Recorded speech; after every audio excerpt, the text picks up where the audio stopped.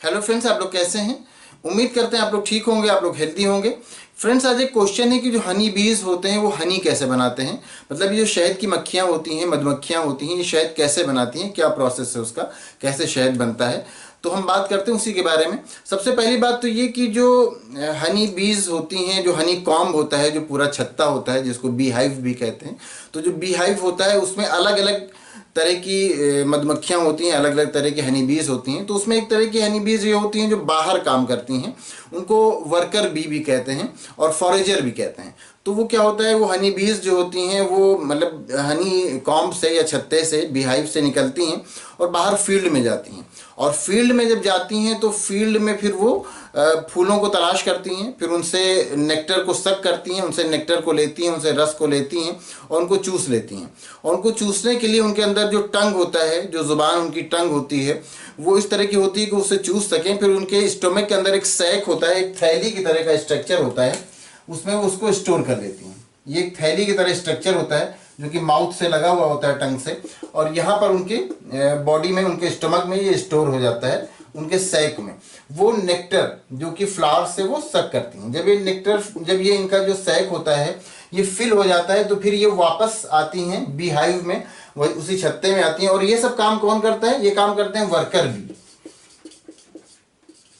ये वर्कर बीज ये काम करते हैं और इसको फॉरेजर भी कहते हैं, इसको फॉरेजर भी कहते हैं। तो ये वर्कर भी होते हैं जो कि मधुमक्खी के छत्ते से बाहर निकलते हैं, बीहाइव से बाहर निकलते हैं, फील्ड में जाते हैं, वहां पर जो फ्लावर्स होते हैं, फूलों के नेक्टर होते हैं, उनके रस होते हैं, उसको चूसते हैं और अपने स्टमक में उसको फिल कर लेते हैं। फिर उसके बाद वो कहाँ आते हैं? फिर उसके बाद वो बीहाइव में आते हैं, मधुमक्खी के छत्ते में फिर वापस आते हैं। और वहां पर दूसरे जो हनी बीज होते हैं जिनको प्रोसेसर बीज भी कहते हैं,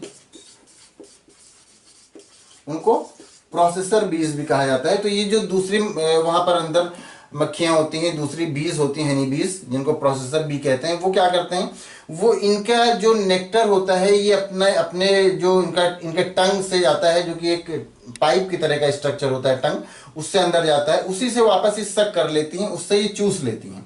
मतलब ये कि इनके अंदर का जो ये नेक्टर था अब प्रोसेसर बीज के स्टमक में चला जाता है।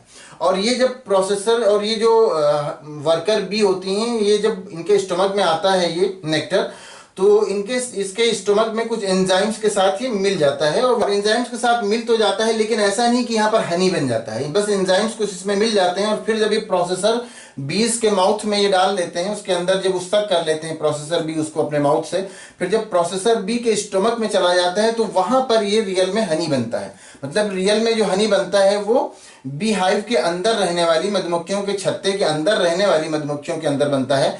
ये जो होती हैं, ये तो जो वर्कर भी होती हैं, ये बाहर फील्ड का काम करती हैं, फील्ड में जाके नेक्टर को सक करती हैं। और ये जो प्रोसेसर बीज होती हैं, ये क्या करती हैं, ये वहां पर इनके स्टोमक में जाकर के वो हनी बन जाता है। ये वाला नेक्टर इनके स्टोमक में चला जाता है, इसको सक कर लेती हैं, चूस लेती हैं और इनके स्टोमक में जाता है और यहाँ पर ये रियल में हनी बन जाता है। अब यहाँ पर जब ये इनके अंदर हनी बन गया इनके स्टोमक में, तो फिर ये अपने माउथ से उसको क्या कर देती हैं, उसके अपने माउथ से ओमिट कर देती हैं, मतलब बाहर निकाल देती हैं, उल्टी कर देती हैं, जो भी कह लिए।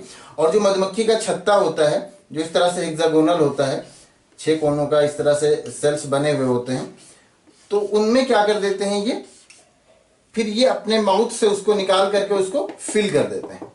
कौन? ये प्रोसेसर बी, जिनके स्टमक में वो हनी बन गया। अब उसको क्या करेंगे, इसको फिल कर देंगे, एक एक करके फिल कर देंगे। फिर जब ये फिल करते हैं तो ये क्या होता है, ये थोड़ा लिक्विड जैसा होता है, ज्यादा लिक्विड जैसा, मतलब ये थोड़ा जेल हो जाता है ना, हनी गाढ़ा होता है ना, लेकिन ये उससे पतला होता है। जब इनके स्टमक में रहता है तो ये और भी पतला रहता है, फिर इनके अंदर जब जाता है तो ये थोड़ा गाढ़ा होता है, फिर इसके अंदर जब आता है तो ये इसके कंपैरिजन में काफी गाढ़ा होता है। लेकिन ये उतना गाढ़ा नहीं होता जितना कि गाढ़ा हनी हम लोगों को मिलता है, जितना कि गाढ़ा शहद हम लोगों को मिलता है, ये उतना गाढ़ा नहीं होता।